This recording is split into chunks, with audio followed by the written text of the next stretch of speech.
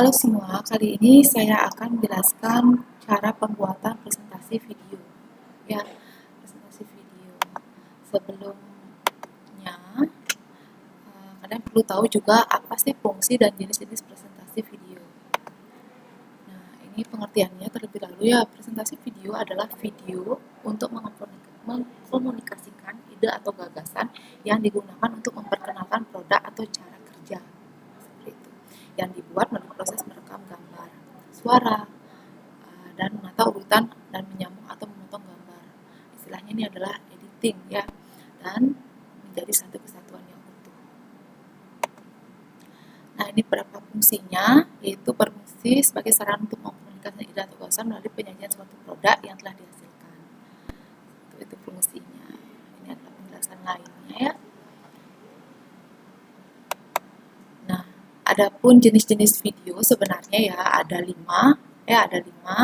Itu ada jenis video yang pertama adalah cerita atau cerita pendek, bisa dokumenter. Dokumenter itu contohnya misalkan kayak merekam suatu kejadian atau peristiwa dalam kehidupan nyata gitu. Benar-benar ini, kalau yang ini tidak fiksi ya, tapi nyata gitu, jadi didokumenterkan. Misalkan daily apa gitu misalkan ya, jadi itu termasuk dokumenter. Terus berita, kalau berita itu memaparkan sebuah berita, contohnya misalkan video misalkan ada kebakaran, jadi itu divideokan, itu contoh berita. Kalau pembelajaran, ini contoh yang pembelajaran yang saya buat ini ya, jadi bisa materi pembelajaran dan mudah diserap dan dapat dimainkan ulang atau di-download istilahnya. Kalau di-download itu bisa diputar-putar lagi. Ini contoh dari yang saya buat sekarang, ini adalah video pembelajaran.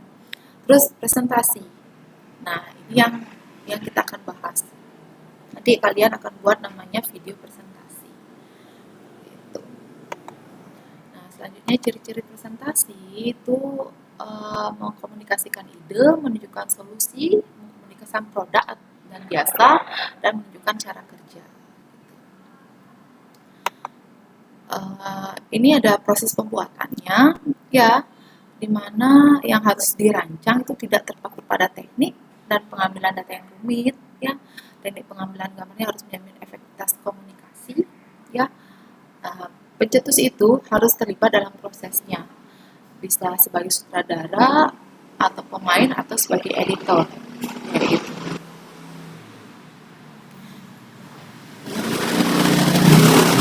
Maaf, itu ada suara motor ya. Nah, jadi kalau kalian sekarang lagi pandemi ini, jadi kalian langsung jadi sutradara, langsung bisa jadi pemain atau editor langsung jadinya, karena buatnya sendiri. Yaitu presentasi video yang bisa itu alurnya itu harus logis ya, harus tertata, mulai dari masalah dulu sampai solusi. Artinya misalkan idenya, oh ya, kayak misalkan nih produknya yang kalian buat tuh masker, misalkan, aduh muka saya jerawatan, apa ya harusnya dibuat ya, oh ya saya akan membuat masker gitu misalkan. Jadi ada solusinya, itu menggunakan urutan, jadi ada step-stepnya. Misalkan siapkan dulu bahan-bahannya seperti itu baru cara membuatnya, ada step-stepnya juga kan, dibersihkan atau apa bahan-bahannya dulu kayak gitu. Urutannya harus terjaga ya, jadi harus step-stepnya itu harus terjaga, tidak boleh acak. Terus narasinya hanya mengantarkan dan menjelaskan hal-hal tertentu. Jadi kalau misalkan video cerita baru banyakan narasi, sedangkan kalau video presentasi atau video cara membuat sesuatu itu, jadi benar-benar langkah-langkahnya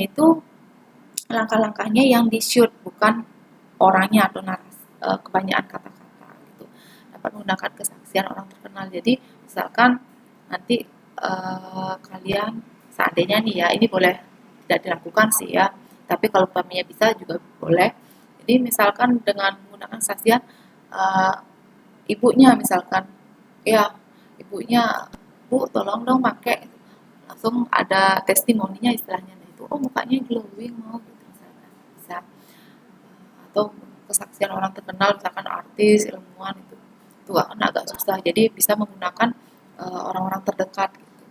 Itu pada tahap terakhir itu dengan narasi yang kuat. Misalkan, jadi menggunakan masker ini, gitu misalkan, kita tuh bisa muka kita glowing atau apa.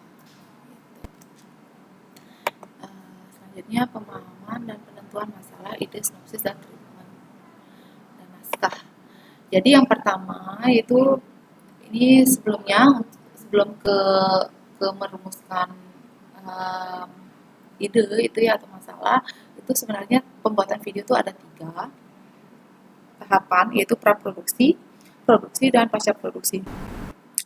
Praproduksi itu terdiri dari merumuskan masalah atau ide, yaitu pembuatan sinopsis, yaitu menentukan treatment, atau membuat storyboard istilahnya, yaitu membuat namanya narasi dan naskah. Kalau produksi itu pengambilan gambar atau syuting, dan pasca produksi itu editing video. Yang pertama itu adalah merumuskan masalah. Perumusan masalah ini jadi kalian itu menentukan dulu kesenjangan atau kondisi ideal dengan kenyataannya. Jadi kesenjangan dimaksud dapat diamati melalui latihan kepekaan, kekurangan, kelebihan suatu produk. Jadi ditentukan di kekurangan atau kelebihan suatu produknya itu apa, gitu, keunggulannya apa. Jadi bisa berupa dari ukurannya, oh ini ukurannya lebih besar atau kecil, bentuknya, fungsinya, warnanya, bahannya. Jadi itu harus dikasih tahu ke pas nanti pas produksi. Jadi fungsi produk ini apa gitu. Bahannya dari apa aja, bentuknya seperti apa gitu. Kalau masker misalkan berupa krim gitu misalkan bisa. Selanjutnya kalau dia dalam berupa bendanya itu kerja, itu berarti kecepatan kerja. Kalau umpamanya bendanya itu bisa dipakai, misalkan kayak mesin itu ya, kecepatan kerja, kenyamanan seperti itu bisa ditambahkan aspeknya. Selanjutnya cara kerja, ini juga cara kerjanya. Jadi cara kerjanya itu meliputi efisien, waktu, kerapian, kecepatan, ketepatan, inovasi. Jadi cara kerjanya juga bisa diulas nanti di sana. Gitu. Misalkan kalau masker itu waktunya kalau pakainya rutin atau apa kayak gitu. Setelah itu menentukan yang kedua itu adalah ide atau rancangan yang tersusun dalam pikirannya. Jadi harus mulai dengan menciptakan sebuah ide, terus konsepnya itu berdasarkan masalah ide-idenya. Nah, sinopsis itu adalah suatu peristiwa atau rekaan yang dikisahkan dalam bentuk cerita singkat. Jadi sinopsisnya itu, jadi misalkan nih kayak tadi contohnya adalah masker itu adalah apa? Gitu. Misalkan itu bahan-bahannya apa saja yang akan dibuat. Itu cara kerjanya juga bisa. Nah, cara kerjanya setelah itu fungsinya apa saja fungsinya. Nah, jadi di sinopsisnya itu akan diceritakan. Gitu. Treatment atau di sini treatment itu adalah langkah menyusun urutan adegan dan dapat menceritakan yang menarik dan di mana treatment ini dibutuhkan tidak terlalu dibutuhkan dialog, melainkan menggambarkan kondisi adegan yang harus dilakukan oleh pelaku atau aktor. Jadi ini juga disebut dengan storyboard. Ini contohnya ya. Jadi nanti kalian gambarkan aja, bisa nanti kalau kalian bisa gambar di laptop juga bisa, atau gambar pakai di kertas itu bisa juga. Jadi scan-scannya itu ada ini, jadi ini urut-urutannya. Jadi kalau umpamanya membuat storyboard itu harus ada intronya ya. Jadi ada intronya. Intronya bisa berupa seperti ini dia. Jadi ada 2 gitu, saya mau beli apa gitu, misalkan ini tentang kopi kayak gitu. Jadi ada intronya. Kalau misalkan kayak tadi contohnya mau buat masker itu intronya adalah misalkan kayak gini. Aduh mukaku gini jerawat, nah itu juga termasuk intro kayak gitu. Oke, saat saya akan mau buat tutorial pembuatan masker gitu. Kayak gitu. Dan nanti yang ini tuh harus ada kredit ya, yang terakhir kredit itu artinya nanti kalian tuh isi di kreditnya itu adalah siapa membuatnya kayak gitu. Nah itu kalau karena ini kalian tugas sekolah ya atau tugas pelajaran, jadi nanti di sana isi nama sekolahnya. Ini contoh-contoh yang lain juga storyboardnya ya, jadi bisa dalam bentuk gambar. Nah selain itu nanti di storyboard juga ada actionnya beberapa ya, jadi apa yang dilakukan kalau kalau misalkan kalian perlu durasi juga bisa ditambahkan juga durasinya, jadi intronya itu durasinya berapa seperti itu, jadi nanti terplanning, tidak ter apa namanya, tidak terlalu banyak atau tidak terlalu panjang. Terus langkah yang selanjutnya itu pembuatan naskah. Nah, naskah ini dan nanti isinya adalah isi teksnya atau apa yang akan dibicarakan nanti oleh aktornya. Nah, naskah itu nih karakteristiknya ya mampu menghadirkan informasi melalui pesan. Dia itu lebih mengutamakan visual dan informasi yang disampaikan berupa gambar visual ternyata. Nah, ini ada jenis naskah, ada yang non cerita, ada yaitu berita, dokumenter. Selanjutnya ada berupa cerita. Nah, ini contoh naskah, ya, misalkan kayak gitu, intronya itu apa sih naskahnya isinya, gitu. Itu pokoknya diisikan naskah-naskah, apa namanya, apa yang harus diucapkan. Nah, selanjutnya adalah proses pengambilan gambar. Nah, dalam proses pengambilan gambar ini adalah termasuk proses produksi. Jadi tahapan yang kedua, ya itu yang pertama adalah kalian harus menyiapkan yang pertama adalah alat perekam. Nah, contoh alat perekam itu adalah kamera. Ya, jadi yang standar itu adalah kamera. Jadi bisa kamera yang kalian bisa gunakan adalah kamera profesional atau handycam. Terus kalau pakai nggak punya itu bisa pakai kamera HP juga kayak gitu. Terus tripod agar kamera tidak goyang, kalau nggak punya juga nggak apa-apa ya. Jadi nanti kalau misalkan kalian tidak punya tripod, kalau pakai kamera HP itu nanti megangnya itu harus kayak gini. Jadi ada pakai satu aja ya, satu tangan. Oke, saya lanjutkan. Jadi cara merekamnya itu adalah jadi tangannya satu itu memegang kamera, kalau nggak pakai tripod ya. Nah, jadi kayak gini, dan itu yang lagi satunya itu adalah megangnya itu pakai sikunya ini dipegang. Jadi kayak gini, ini siku ya, ini sikunya dipegang ya. Terus kayak gini, kayak gitu. Terus seperti ini. Jadi nggak biar nggak goyang, jadi kayak gini. Nah, seperti itu. Sikunya dipegang. Kalau dua-duanya tuh takutnya agak miring-miring. Itu cara teknik kalau nggak punya tripod. Terus lampu kamera itu menambah. Nah, lampu kamera atau flash istilahnya ya, itu bisa mengkondisikan kalau kurang cahaya. Terus mikrofon untuk merekam suara ketika melakukan pengambilan gambar. Jadi kalau umpamanya kalian nggak punya mikrofon juga bisa pakai headset seperti saya sekarang ini pakai headset. Jadi nanti kemungkinan untuk suara-suara angin atau suara yang lainnya itu tidak terlalu terdengar kayak itu. Kalau nggak pakai headset itu semuanya bisa didengar. Bisa pakai headset seperti ini. Caranya jangan dipakai headsetnya biar nggak kelihatan ya. Jadi ini headsetnya bisa dilepas, ya bisa dilepas satu.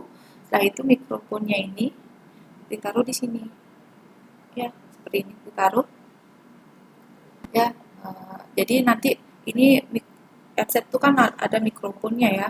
Jadi nanti mikrofonnya aja yang dimasukkan kedengaran. Gitu. Bisa pakai headset kalau nggak punya mikrofon. Selanjutnya alat perekam gambar tuh ini fungsinya itu untuk mengambil rekaman ya, atau kamera istilahnya.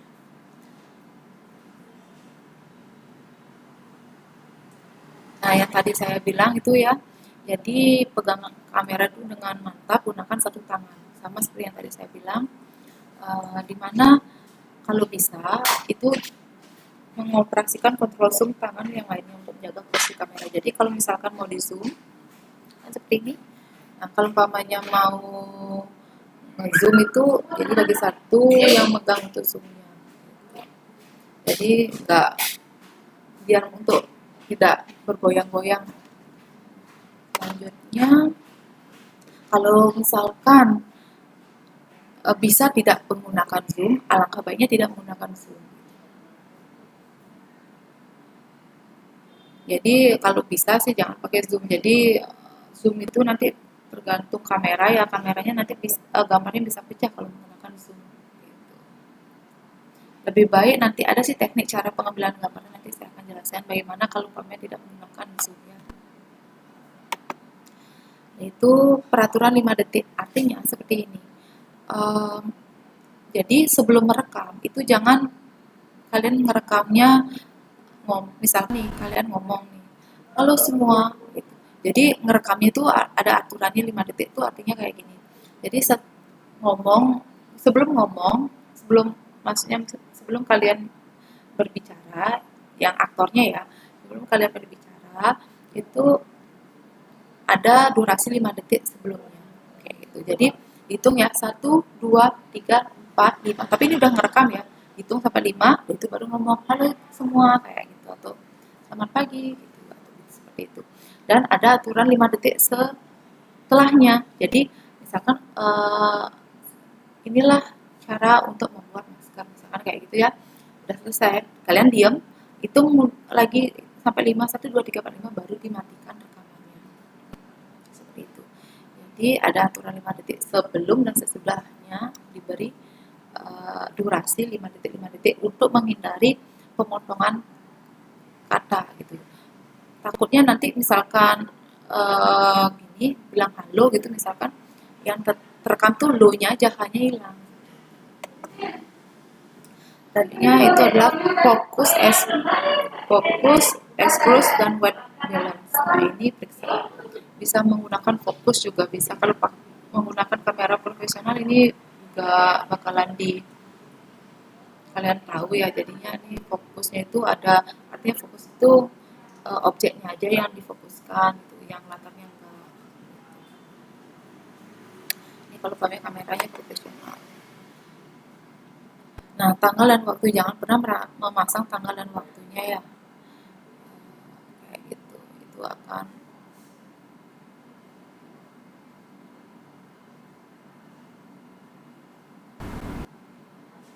kalau kecuali kalian menggunakan dokumenter itu baru menggunakan tanggal dan waktu. Kalau presentasi nggak usah, jangan.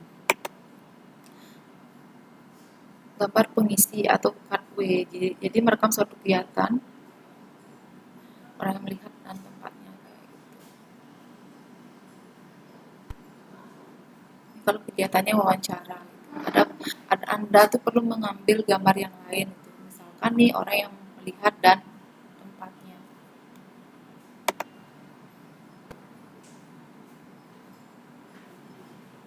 Ini ada prosedur dasar menggunakan kamera. Seperti ini sih ya. Atur level suara, seperti itu, pilih objek yang akan direkam. Kalau sudah membuat storyboard dan rancangan yang lainnya, ini nanti diisi juga bisa ya di storyboardnya.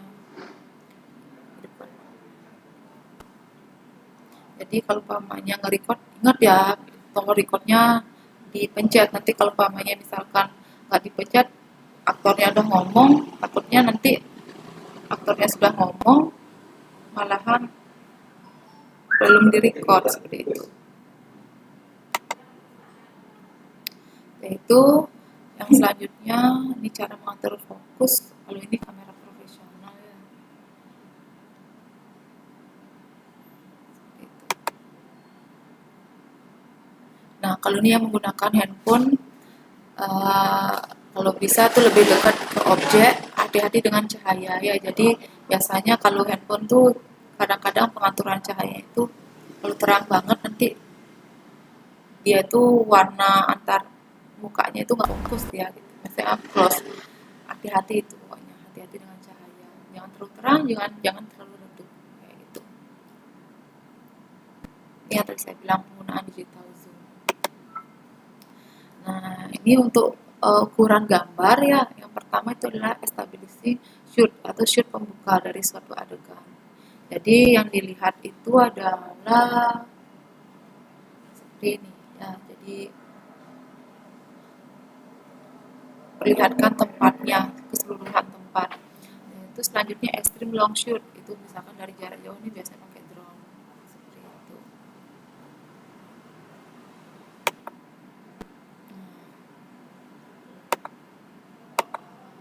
Selanjutnya very long shoot. Nah, ini kalau ini menunjukkan semua keseluruhan dan uh, ada latarnya juga, ini namanya very long shoot. Kalau long shoot itu, nah ini agak lebih dekat ya. Jadi tidak sampai ke sekitarnya, nggak sampai ya. Jadi hanya ini lebih jauh, yang ini lebih dekat.